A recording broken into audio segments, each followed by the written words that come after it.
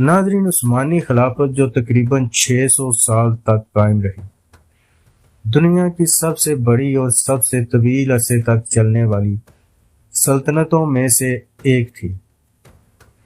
اس کی بنیاد 1999 عیسوی میں عثمان اول نے رکھی تھی، اور یہ اپنی عروج کے زمانے میں جنوب مشرقی یورپ، شمالی افریقہ اور مشرق وسطیٰ کے وسیع علاقوں پر پھیلی ہوئی تھی۔ تاہم 17ویں صدی کے بعد اس کے زوال کا آغاز ہوا اور آخرکار 1922 عیسوی میں یہ مکمل طور پر ختم ہو گئی۔ اس زوال کے کئی اسباب تھے اور اس کے گہرے اثرات مرتب ہوئے۔ عثمانی خلافت کے زوال کی وجوہات پیچیدہ اور کثیر الجہتی تھیں۔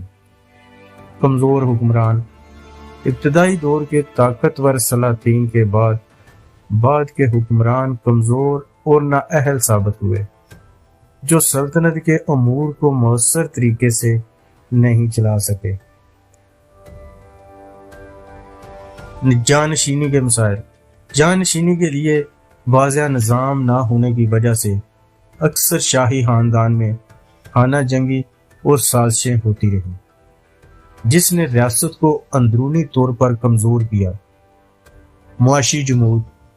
نئی دریافتوں جیسے امریکہ کی دریافت نے تجارت کے راستے بدل دیے، جس سے عثمانی سلطنت کو حاصل ہونے والی تجارتی آمدنی میں کمی آئی۔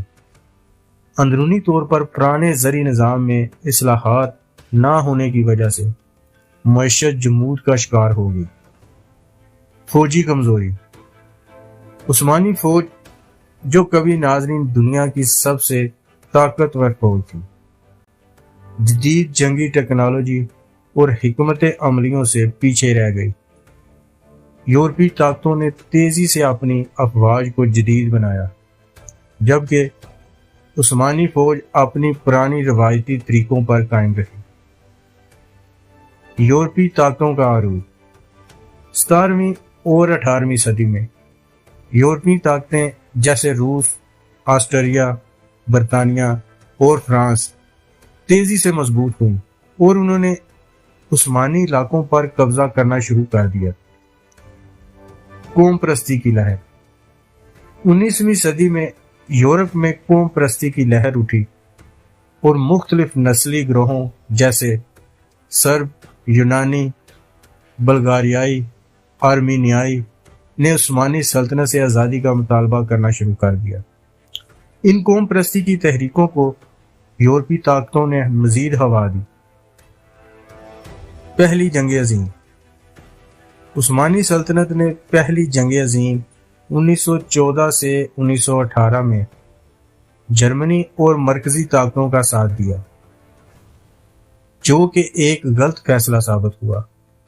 جنگ میں شکست کے بعد اتحادی طاقتوں نے عثمانی سلطنت کو مزید ٹکڑوں میں تقسیم کر دیا۔ ناظرین، عثمانی خلافت کے زوال کے اثرات بہت وسیع اور گہرے تھے، جنہوں نے نہ صرف مشرق وسطیٰ بلکہ عالمی سطح پر جغرافیائی اور سیاسی صورتحال کو بدل دیا۔ سلطنت کا خاتمہ اور نئے ممالک کا قیام۔ ناظرین، عثمانی سلطنت کے خاتمے کے بعد اس کے وسیع علاقے ٹکڑوں میں تقسیم ہو گئے اور بہت سے نئے ممالک وجود میں آئے۔ ترکی ایک آزاد جمہوریہ کے طور پر سامنے آیا، جس کی بنیاد مصطفیٰ کمال اتاترک نے رکھی۔ خلافت کو باضابطہ طور پر 1924 عیسوی میں ختم کر دیا گیا۔ مشرق وسطیٰ میں شام، لبنان، عراق، اردن، فلسطین، سعودی عرب، یمن جیسے ممالک نے جنم لیا۔ ان میں سے کئی ممالک برطانوی اور فرانسیسی مینڈیٹ کے تحت آئے۔ عثمانی سلطنت کے خاتمے کے بعد بننے والے نئے ممالک کی سرحدیں اکثر مصنوعی تھیں اور نسلی و مذہبی بنیادوں پر تقسیم نہیں کی گئی، جس کی وجہ سے ان علاقوں میں طویل عرصے تک تنازعات اور عدم استحکام رہا۔ یہودیوں اور عربوں کے درمیان فلسطین کا تنازع بھی اسی دوران شدت اختیار کر گیا۔ خلافت کا خاتمہ ایک صدیوں پرانی روایات کا خاتمہ تھا، جس نے مسلم دنیا کو نظریاتی اور روحانی طور پر متحد رکھا ہوا تھا۔ اس نے مسلم دنیا میں ایک خلا پیدا کر دیا اور بہت سی بحثوں کو جنم دیا۔ بہت سے مسلم علماء اور دانشوروں نے اس خاتمے کو مسلم دنیا کے لیے ایک بڑا نقصان قرار دیا۔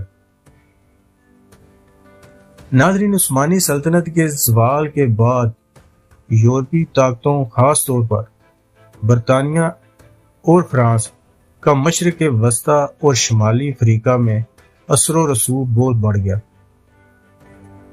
انہوں نے اس خطے کے وسائل، خاص طور پر تیل پر اپنا کنٹرول قائم کیا۔ عثمانی سلطنت کے خاتمے کے بعد مختلف علاقوں میں قومی شناختوں کو فروغ ملا۔ ترکی میں تاترک کی قیادت میں سیکولر اصلاحات نافذ کی گئی، جس میں مذہب اور ریاست کو الگ کیا گیا اور جدیدیت کو فروغ دیا گیا۔ ناظرین، ساری تاریخ کا نتیجہ یہ ہے کہ عثمانی خلافت کا زوال ایک تاریخی واقعہ تھا، جس نے عالمی جغرافیائی اور سیاست پر گہرے اور دیرپا اثر مرتب کیے۔ اس نے نہ صرف ایک عظیم سلطنت کا خاتمہ کیا، بلکہ مشرق وسطی کو نئے تنازعات اور چیلنجوں سے دوچار کیا جو آج بھی جاری ہیں۔ یہ واقعہ اس بات کی یاد دہانی ہے کہ کس طرح اندرونی کمزوریاں اور بیرونی دباؤ ایک بڑی سلطنت کے زوال کا سبب بن سکتے ہیں۔